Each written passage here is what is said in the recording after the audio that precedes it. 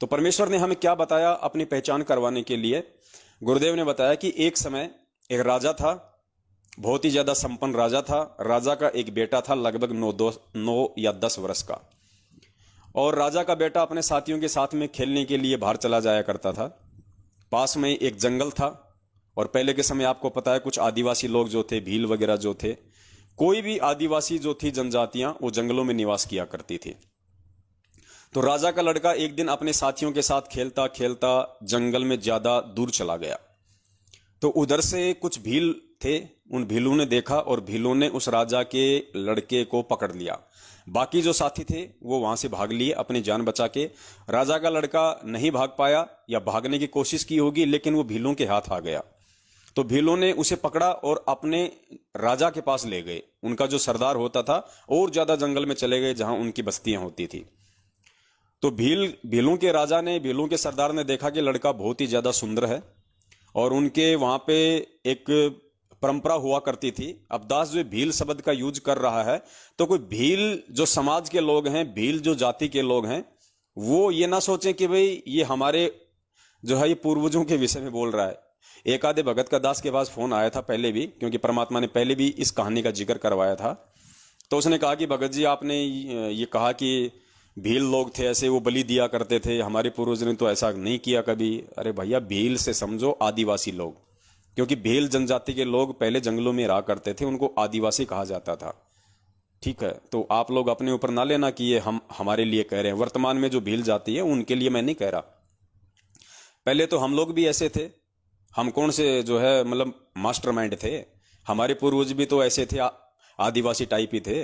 ये तो धीरे धीरे परमेश्वर ने दया की, इस कलयुग में टेक्नोलॉजी दी, शिक्षा दी, तो लोगों को थोड़ा बहुत कोई स्तर सुधरा है, वरना सभी आदिवासी थे। हम आदिवासी ही थे। हम चाहे कितने ज्यादा टेक्नोलॉजी युक्त बन जाएं, कि हमने कितने हेलीकॉप्टर बना लिए, एरोप्लेन बना लिए, अगर हमारे को उस परमेश्वर के विषय में ज्ञान नहीं है तो पूरी दुनिया आदिवासी है। 21वीं सदी की टेक्नोलॉजी युक्त दुनिया भी तब तक आदिवासी है जब तक उसको परमेश्वर के विषय में जानकारी नहीं होगी। क्योंकि इस मानव शरीर का मुख्य मकसद, मुख्य ध्येय केवल यही होता है कि उस परमेश्वर की जानकारी और परमेश्वर की भक्ति करके यहां से अपना आत्म कल्याण करवाना। और उसकी जानकारी के बिना पूरी दुनिया आदिवासी है। अब उसमें साइंटिस्ट भी आ गए, उसमें राष्ट्रपति और प्रधानमंत्री भी आ गए, उसमें सब आ गए। तो भीलों के सरदार ने सोचा कि भाई लड़का बहुत सुंदर है, और उनकी एक परंपरा थी, उनकी देवी थी, उसको वो लोग बलि चढ़ाया करते थे जब भी उसका त्योहार आता था, कि देवी खुश होगी, ऐसी उनकी अपनी धारणा थी। तो उन्होंने उस लड़के को सकुशल, जैसी भी उनकी व्यवस्था थी, वहां उन्होंने उसको कैद कर दिया और एक व्यक्ति को उसकी देखभाल के लिए छोड़ दिया कि लड़का कहीं भग ना जाए और किसी प्रकार का कोई नुकसान न हो जाए इस लड़के को। उधर से राजा को मालूम पड़ा कि मेरे बच्चे को तो इस तरीके से आदिवासी लोग ले गए उठा के। राजा बड़ा चिंतित हुआ। राजा समझदार था, राजा ने अपने मंत्रियों से सलाह वगैरह की, तो काफी लोगों ने बहुत तरीके से उनका मार्गदर्शन किया। अंत में राजा को समझ में आया कि मैं किस प्रकार से अपने बच्चे की जान उन आदिवासियों से, उस भील से छुड़वा कर ला सकता हूं। मैं मेरे बच्चे को सकुशल यहां लेके आ सकता हूं। तो पुण्यात्माओं, अब आप जी थोड़ा सा समांतर रूप से इसका विश्लेषण करना। वो जो आदिवासी था उनको समझना आप काल भगवान, वो आदिवासी आप जी काल भगवान को समझना, और वो राजा समझना आप उस कबीर परमेश्वर को, और जो बच्चा उसकी पकड़ में आ गया था वो हम सतलोक की आत्माएं हैं, जो हम उस ज्योति निरंजन के साथ में खेलते खेलते उसके चक्कर में आ गए थे वहां पे, और परमात्मा से दूर निकल गए थे हम। और फिर इस भील रूपी निरंजन ने हमारे को पकड़ के कैद कर लिया, हमारी बलि चढ़ाने के लिए, गधा कुत्ता सूअर बनाने के लिए। तो फिर उस राजा को तो टेंशन होनी थी, बाप को तो चिंता होगी जब उसका बच्चा उसके हाथ से छूट गया। तो बाप बड़ा चिंतित हुआ, राजा बड़ा चिंतित हुआ, उसने सलाह मंत्रणा की। तो अंत में राजा ने डिसीजन लिया कि जितना जल्दी हो सके, राजा को मालूम पड़ा कि उनकी जो देवी का त्योहार है वो लगभग 1 महीना है उसका। तो राजा ने कुछ ऐसे लोगों को बुलाया जो लोग भीलों की भाषा जानते थे, आदिवासियों की भाषा जानते थे। तो राजा ने कहा कि मेरे पास समय नहीं है, 1 महीने का समय है, 1 महीने के अंदर अंदर आप मुझे आदिवासियों की भाषा समझाओ जितनी मुझे जरूरी है, जिससे मेरा काम निकल जाए। तो उन्होंने ऐसा ही किया। भाषाओं के जानकार लोगों ने राजा को 1 महीने में पूरी तरह से परिपूर्ण कर दिया भीलों की भाषा के लिए। राजा भाषा बोलने लग गया आदिवासियों वाली। अब राजा अगर अपने वास्तविक रूप में उन भीलों के सामने जाए, उन आदिवासियों के सामने जाए अपने बच्चे को छुड़वाने के लिए, पुण्यात्माओं, इसके 2 सबसे बड़े नुकसान थे। इसके सबसे बड़े नुकसान 2 थे। राजा को मालूम था, राजा समझदार था। राजा ने बड़ी सूझबूझ से काम लिया। सबसे पहले तो उसने भाषा सीखी, उसके बाद में राजा ने वैसा ही गेटअप बनाया जैसा कि आदिवासियों का था। वैसा ही राजा ने कपड़े सिलवाए, वैसे ही राजा ने बाल वाल बढ़ाए, उसी तरीके से राजा ने अपने नाखून वाखून बढ़ाए। मतलब जैसे भील लोग जो रहा करते थे पहले, जो आदिवासी लोग जो थे टाइम पे नहाया नहीं करते थे, गंदे संदे रहा करते थे, ऐसे ही उनके वस्त्र होते थे, ऐसे बड़े बड़े बाल, पता नहीं क्या क्या चित्रकारियां रखते थे, हाथी के दांत वगैरह यहां लगा के, मतलब टोटल जो हार श्रृंगार था उन आदिवासी लोगों का वैसा राजा ने बनाया। राजा होते हुए उन्होंने वैसा का वैसा हार श्रृंगार किया ताकि कोई फर्क ही महसूस ना कर सके, भील भी ये ना पहचान सके कि ये भील है या ये राजा है। उनको धोखा देने के लिए, उन आदिवासियों को धोखा देने के लिए, उन भीलों के सरदार को धोखा देने के लिए परमात्मा ने भी सेम टू सेम आदिवासी वाला ही गेटअप तैयार कर लिया। अगर राजा अपने वास्तविक रूप में जाता वहां पे तो वो राजा को भी पकड़ लेते, वो तो एक अलग ही पहचान हो जाती। तो एक नुकसान तो ये, और दूसरा नुकसान, अगर उस राजा को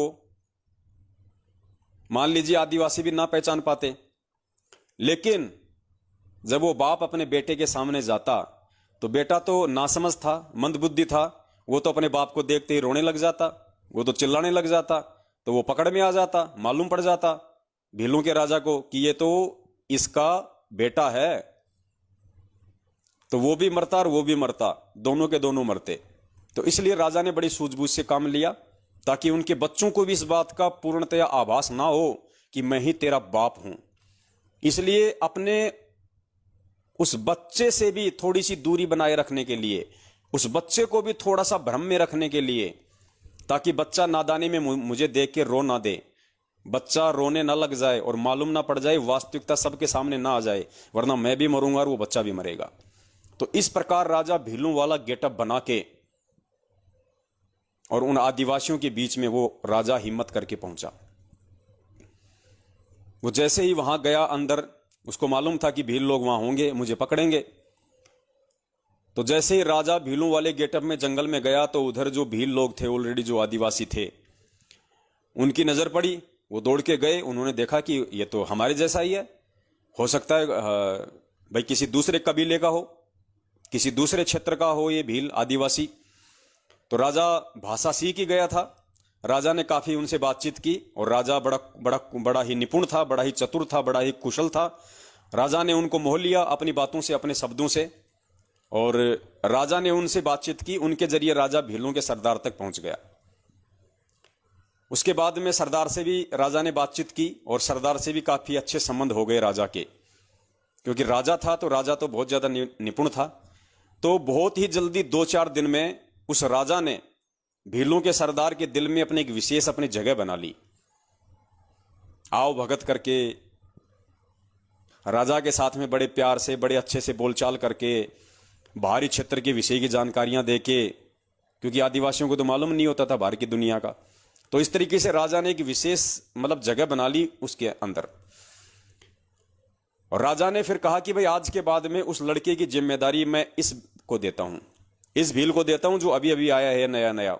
ये बहुत ही विश्वास पात्र है, बहुत ही चतुर है, और ये बच्चे का विशेष ध्यान रखेगा, और इसके माध्यम से हम बच्चे की हम बलि दिलवाएंगे तो देवी ज्यादा खुश होगी, ज्यादा प्रसन्न होगी।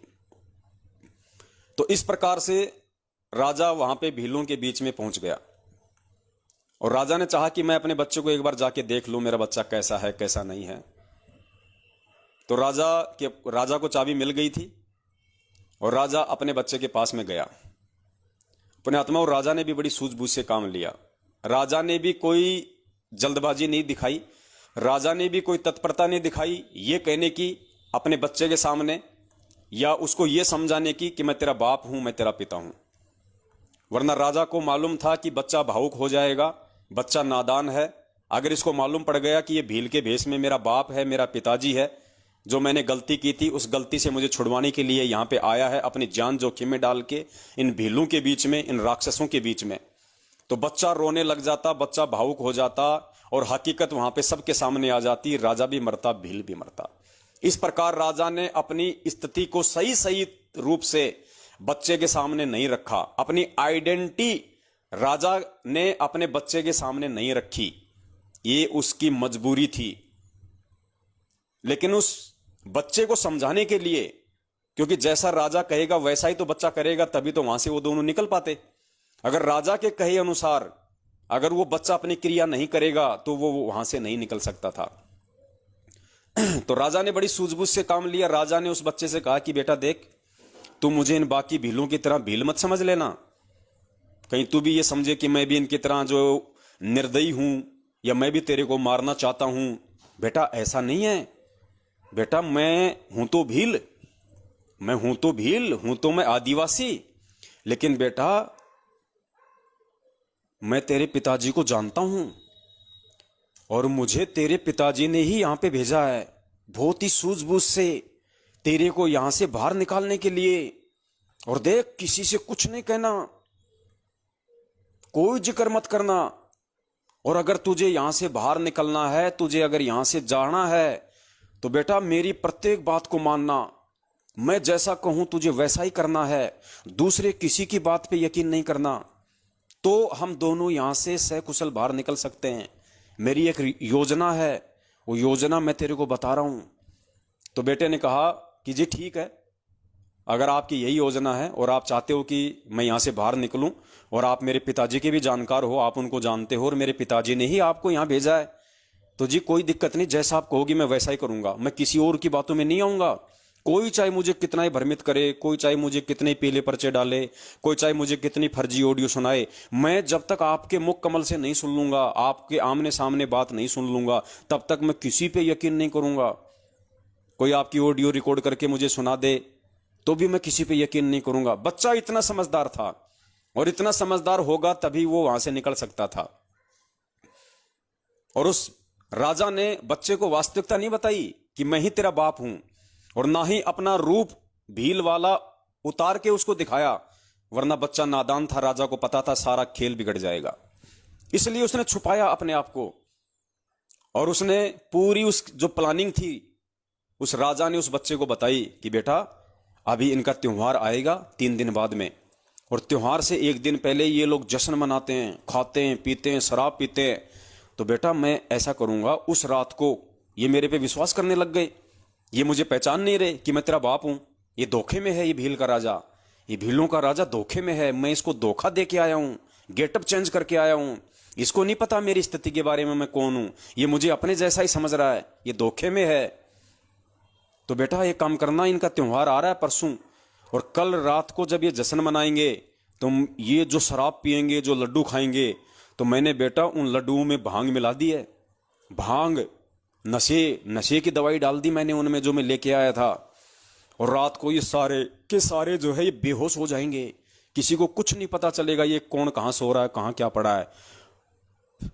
और तू बिल्कुल चौकन्ना रहना, तू सो मत जाना उस दिन, कहीं तू सो जाए फिर मैं चिल्लाऊं तेरे को जगाने के लिए, और मैं चुपचाप से आऊंगा तेरे पास में, और मैं चाबियां खोलूंगा, और बिना किसी आवाज के चुपचाप जैसा मैं संकेत करूं वैसे वैसे मेरे पीछे पीछे चलते रहना। दौड़ने के लिए कहूं तो दौड़ लगा देना, चुप रहने के लिए कहूं तो चुप रहना। जी ठीक है, क्योंकि बच्चे को भी असल में वहां से बाहर निकलना था, उसको भी मालूम पड़ चुका था कि मैंने बहुत बड़ी गलती कर दी है इन भीलों के हाथ लग के, और जो सुख, जो भोजन, जो इज्जत जो मुझे वहां मिला करता था मेरे पिताजी के वहां पे राजमहल में, वो मुझे यहाँ नहीं है। यहाँ मुझे काली कोठरी में डाल दिया, मुझे बात बात पे डराते हैं, धमकाते हैं, तेरी वैक्सीन लगाएंगे, तेरे ये करेंगे। कोई भी आता है मुझे गालियां निकाल देता है, कोई भी आता है मुझे समय पे खाने को नहीं देते, कोई भी आता है मेरी पिटाई कर देता है, तुझे मारेंगे, तुझे काटेंगे। तो बच्चा भी डरा हुआ था, बच्चे को भी मालूम पड़ गया कि तेरे बाप के घर में क्या सुख थे, और यहां इस भील के हाथ लगने के बाद तेरे साथ क्या हो रहा है। तो बच्चे ने वैसा ही किया, और जैसे उनका त्योहार आया, उस दिन उस राजा ने अपनी प्लानिंग के तहत उनके लड्डुओं में भांग मिला दी, जो शराब थी उसमें कुछ ऐसी चीज मिला दी जिससे कि सब पिए, सब बेहोश हो जाएं। तो घंटे 2 घंटे बाद में सबको नींद के लटके आने लग गए, सब बेहोश हो गए, सब गिर गए। राजा तुरंत गया, राजा ने चाबी खोली, बच्चे को बाहर निकाला, तुरंत बच्चे का हाथ पकड़ के और उसको वहां से ले गया और कहा कि बेटा रुकना नहीं, 2-3 घंटे, जब तक हमारा जंगल का सफर पूरा नहीं हो जाता तब तक बेटा रुकना नहीं है, चुपचाप रहना, किसी को कुछ मत बताना।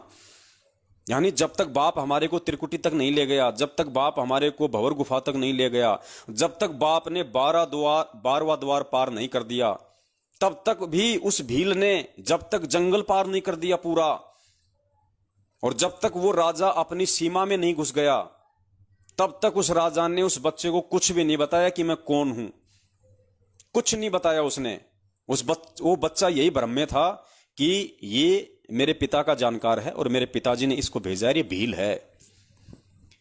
और जैसे ही राजा अपनी सीमा में राजा ने प्रवेश किया, राजा की पूर्व निर्धारित योजना थी, वहां पे राजा के सैनिक, राजा के जो सेनापति थे वो खड़े थे लेके हथियार, और जैसे ही वहां गए तुरंत वहां पे राजा को घोड़ा दे दिया गया। राजा ने आगे घोड़े पे अपने उस बेटे को बैठाया और राजा ने वो बच्चा लाके अपनी रानी को दे दिया महल में। और जैसे रानी ने अपने बच्चे को देखा, रानी फूट फूट के रोने लगी, अपने बच्चे को सीने से लगा के। पुण्यात्मा, उस समय तक भी उस बच्चे को नहीं पता था, वो तो नादान था बेचारा, भोला था, वो तो मां से लिपट गया और वो रोने लग गया। लेकिन जब बच्चा मां से लिपट के रो रहा था और पास में वो राजा खड़ा था, राजा ने वहीं पे अपना वो गेटअप उतारना शुरू किया उस बच्चे के सामने, और बच्चा देख रहा था। राजा ने अपने वो कपड़े उतारने शुरू किए, अपना मेकअप उतारा, जो काला मुंह कर रखा था वहीं पे पानी से मुंह धोया, टॉवेल से मुंह को पूछा, और राजा ने फिर अपनी वाली पोशाक पहनी। तो बच्चे को सारा माजरा समझ में आ गया, बच्चे को टोटल कहानी समझ में आ गई। बच्चा अपने बाप से लग के रोने लग गया, चिल्लाने लग गया बच्चा, सुबक सुबक के रोने लगा बच्चा अपने बाप से लिपट के, और कहने लगा कि पिताजी आप थे, मैं तो आपको बिल्कुल भी नहीं पहचान पाया, आप इतने दिन वहां रहे मेरे साथ में, आपने अपना भेद नहीं बताया मुझे, आप केवल संकेत करते रहे कि मुझे तो तेरे पिताजी ने भेजा है, मैं तो तेरे पिताजी का जानकार हूं, और मैं तो तेरे पिताजी के आदेश से तेरे को लेने आया हूं। आपने मुझे कुछ नहीं बताया और मैं भी नहीं जान पाया आपको कि आप ही मेरे पिताजी हो। और बच्चा फूट फूट के रोने लगा, अपने बाप से लिपट के फूट फूट के जो है वो रोने लगा। पुण्यात्माओं, ये स्थिति है आज वर्तमान में परमपिता परमेश्वर सतगुरु रामपाल जी महाराज जी की।